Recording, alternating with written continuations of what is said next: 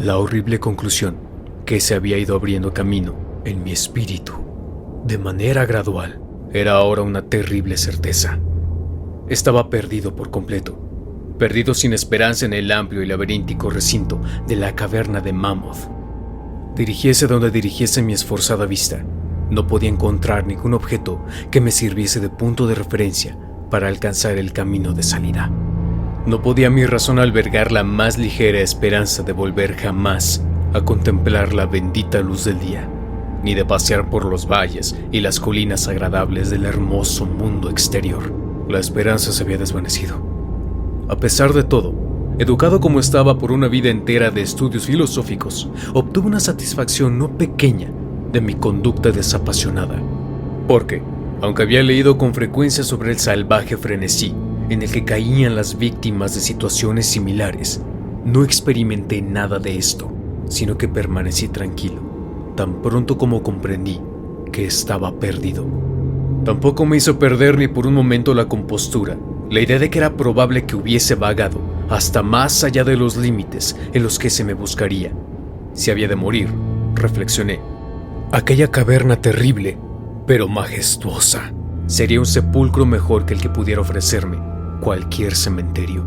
Había en esta concepción una dosis mayor de tranquilidad que de desesperación. Mi destino final sería perecer de hambre, estaba seguro de ello. Sabía que algunos se habían vuelto locos en circunstancias como esta, pero no acabaría yo así.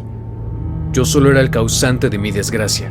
Me había separado del grupo de visitantes sin que el guía lo advirtiera. Y, después de vagar durante 1 hora aproximadamente por las galerías prohibidas de la caverna, me encontré incapaz de volver atrás por los mismos vericuetos tortuosos que había seguido desde que abandoné a mis compañeros. Mi antorcha comenzaba a expirar. Pronto estaría envuelto en la negrura total y casi palpable de las entrañas de la tierra, mientras me encontraba bajo la luz poco firme y evanescente. Medité sobre las circunstancias exactas en las que se produciría mi próximo fin. Recordé los relatos que había escuchado sobre la colonia de tuberculosos que establecieron su residencia en estas grutas titánicas, por ver de encontrar la salud en el aire sano, al parecer, del mundo subterráneo, cuya temperatura era uniforme, para su atmósfera impregnado su ámbito de una apacible quietud. En vez de la salud, había encontrado una muerte extraña y horrible. Yo había visto las tristes ruinas de sus viviendas defectuosamente construidas, al pasar junto a ellas con el grupo, y me había preguntado, ¿qué clase de influencia ejercía sobre alguien tan sano y vigoroso como yo una estancia prolongada en esta caverna inmensa y silenciosa? Y ahora, me dije con lobrego humor, había llegado mi oportunidad de comprobarlo. Si es que la necesidad de alimentos no apresuraba con demasiada rapidez mi salida de este mundo, resolví no dejar piedra sin remover, ni desdeñar ningún medio posible de escape. En tanto se desvanecían en la oscuridad los últimos rayos espasmódicos de mi antorcha, de modo que, apelando a toda la fuerza de mis pulmones, proferí una serie de gritos fuertes, con la esperanza de que mi clamor atrajese la atención del guía. Sin embargo, pensé mientras gritaba que mis llamadas no tenían objeto y que mi voz, aunque magnificada y reflejada por los innumerables muros del negro laberinto que me rodeaba, no alcanzaría más oídos que los míos propios. Al mismo tiempo, sin embargo, mi atención quedó fijada con un sobresalto al imaginar que escuchaba el suave ruido de pasos aproximándose sobre el rocoso pavimento de la caverna. ¿Estaba a punto de recuperar tan pronto la libertad? ¿Habrían sido entonces vanas todas mis horribles aprensiones? ¿Se habría dado cuenta el guía de mi ausencia no autorizada del grupo y seguiría mi rastro por el laberinto de piedra caliza? Alentado por estas preguntas jubilosas que afloraban en mi imaginación, me hallaba dispuesto a renovar mis gritos con objeto de ser descubierto lo antes posible, cuando en un instante mi deleite se convirtió en horror a medida que escuchaba. Mi oído, que siempre había sido agudo y que estaba ahora mucho más agudizado por el completo silencio de la caverna, trajo-me confusamente la noción temible e inesperada de que tales pasos no eran los que correspondían a ningún ser humano mortal. Los pasos del guía, que llevaba botas, hubieran sonado en la quietud ultraterrena de aquella región subterránea, como una serie de golpes agudos e incisivos. Estos impactos, sin embargo, eran blandos y cautelosos, como producidos por las garras de un felino. Además, al escuchar con atención, me pareció distinguir las pisadas de 4 patas, en lugar de 2 pies. Quedé entonces convencido de que mis gritos habían despertado y atraído a alguna bestia feroz. Quizás un puma que se hubiera extraviado accidentalmente en el interior de la caverna. Consideré que era posible que el Todopoderoso hubiera elegido para mí una muerte más rápida y piadosa que la que se me sobrevendría por hambre. Sin embargo, el instinto de conservación, que nunca duerme del todo, se agitó en mi seno, y aunque el escapar del peligro que se aproximaba no serviría sino como para preservarme para un fin más duro y prolongado, determiné a pesar de todo vender mi vida lo más cara posible. Por muy extraño que pueda parecer, no podía mi mente atribuir al visitante intenciones que no fueran hostiles. Por consiguiente, me quedé muy quieto, con la esperanza de que la bestia, al no escuchar ningún sonido que le sirviera de guía, perdiese el rumbo, como me había sucedido a mí, y pasase de largo a mi lado. Pero no estaba destinada esta esperanza a realizarse. Los extraños pasos avanzaban sin titubear. Era evidente que el animal sentía mi olor, que sin duda podía seguirme desde una gran distancia en una atmósfera como la caverna, libre por completo de que otros efluvios que pudieran distraerlo. Me di cuenta, por tanto, de que debía estar armado para defenderme de un misterioso e invisible ataque en la oscuridad, y tanteé a mi alrededor en busca de los mayores entre los fragmentos de roca que estaban esparcidos por todas partes en el suelo de la caverna, y tomando uno en cada mano para su uso inmediato, esperé con resignación el resultado inevitable. Mientras tanto, las horrendas pisadas de las zarpas se aproximaban. En verdad, era extraño en exceso la conducta de aquella criatura. La mayor parte del tiempo, las pisadas parecían ser las de un cuadrúpedo que caminase con una singular falta de concordancia entre las patas anteriores y posteriores, pero a intervalos breves y frecuentes, me parecía que tan solo 2 patas realizaban el proceso de locomoción. Me preguntaba, ¿cuál sería la especie de animal que iba a enfrentarse conmigo? Debía tratarse, pensé, de alguna bestia desafortunada que había pagado la curiosidad que la llevó a investigar una de las entradas de la temible gruta con un confinamiento de por vida en sus recintos interminables. Sin duda, le servía de alimento los peces ciegos, murciélagos y ratas de la caverna, así como algunos de los peces que son arrastrados a su interior cada crecida del río Verde, que comunica de cierta manera oculta con las aguas subterráneas. Ocupé mi terrible vigilia con grotescas conjeturas sobre las alteraciones que podía haber producido la vida en la caverna, sobre la estructura física del animal. Recordaba la terrible apariencia que atribuía la tradición local a los tuberculosos que allí murieron tras una larga residencia en las profundidades. Entonces recordé con sobresalto que aunque llegase a abatir a mi antagonista, nunca contemplaría su forma, ya que mi antorcha se había extinguido hace tiempo y yo estaba por completo desprovisto de fósforos. La tensión de mi mente se hizo entonces tremenda. Mi fantasía dislocada hizo surgir formas terribles y terroríficas de la siniestra oscuridad que me rodeaba. Parecía verdaderamente apretarse en torno de mi cuerpo. Parecía yo a punto de dejar escapar un agudo grito. Pero, aunque hubiese sido lo bastante irresponsable para hacer tal cosa, a duras penas habría respondido mi voz. Estaba petrificado, enraizado al lugar donde me encontraba. Dudaba que pudiera mi mano derecha lanzar el proyectil a la cosa que se acercaba. Ahora el decidido pat de las pisadas estaba casi al alcance de la mano. Luego, muy cerca, podía escuchar la trabajosa respiración del animal, y aunque estaba paralizado por el terror, Comprendí que debía haber recorrido una distancia considerable y que estaba correspondientemente fatigado. De pronto, se rompió el hechizo. Mi mano, guiada por mi sentido del oído, siempre digno de confianza, lanzó con todas sus fuerzas la piedra afilada hacia el punto de la oscuridad de donde procedía la fuerte respiración. Y puedo informar con alegría que casi alcanzó su objetivo. Escuché cómo la cosa saltaba y volvía a caer a cierta distancia. Allí pareció detenerse. Después de reajustar la puntería, descargué el segundo proyectil, con mayor efectividad esta vez. Escuché caer a la criatura, vencida por completo, y permaneció yaciente e inmóvil. Casi agobiado por el alivio que me invadió, me apoyé en la pared.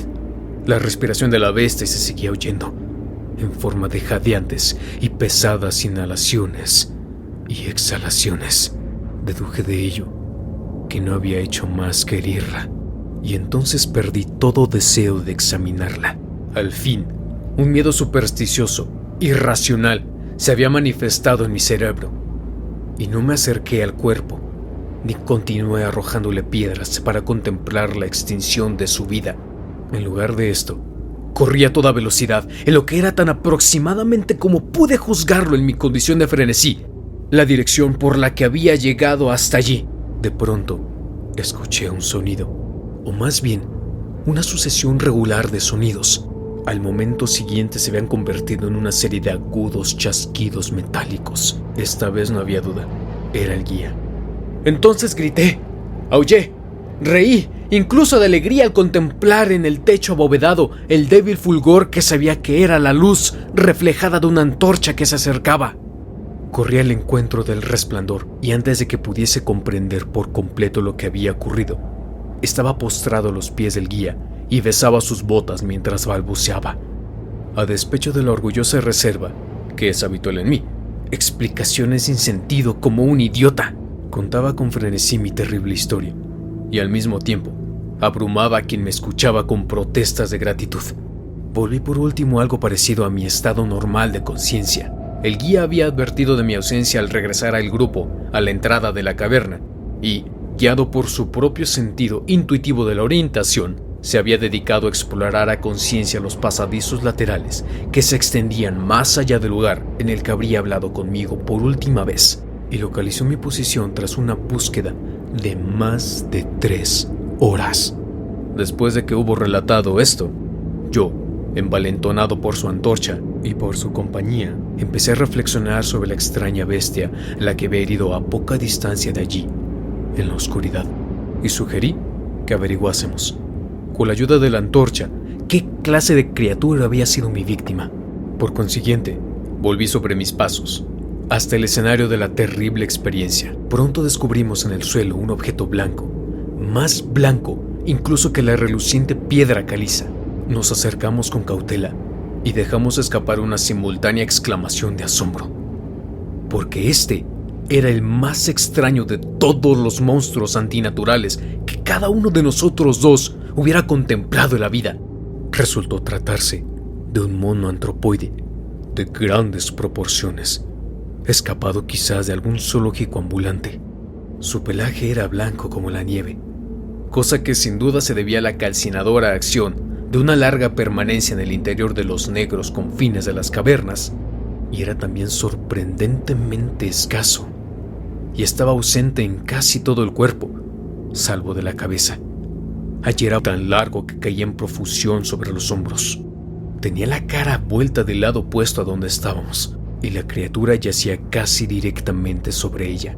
La inclinación de los miembros era singular, aunque explicaba la alternancia en su uso que yo había advertido antes, por lo que la bestia avanzaba a veces a 4 patas y otras en solo 2.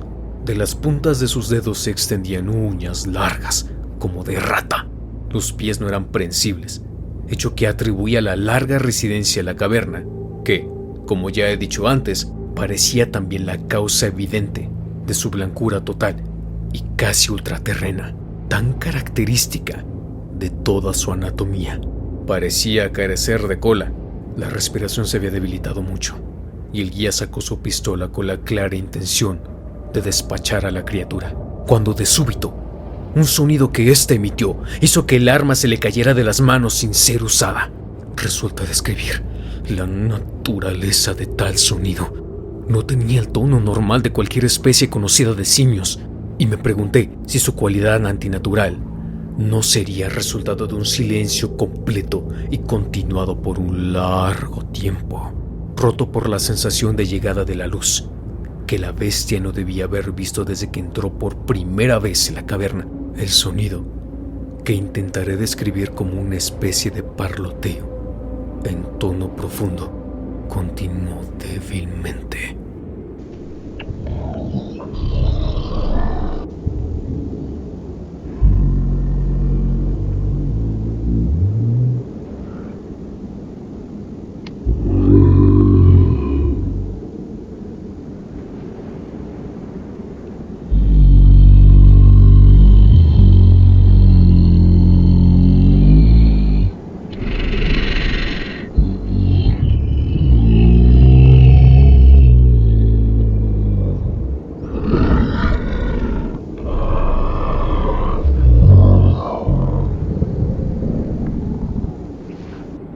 Al mismo tiempo, un fugaz espasmo de energía pareció conmover el cuerpo del animal.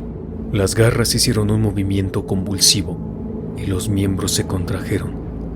Con una convulsión del cuerpo, rodó sobre sí mismo, de modo que la cara quedó vuelta hacia nosotros.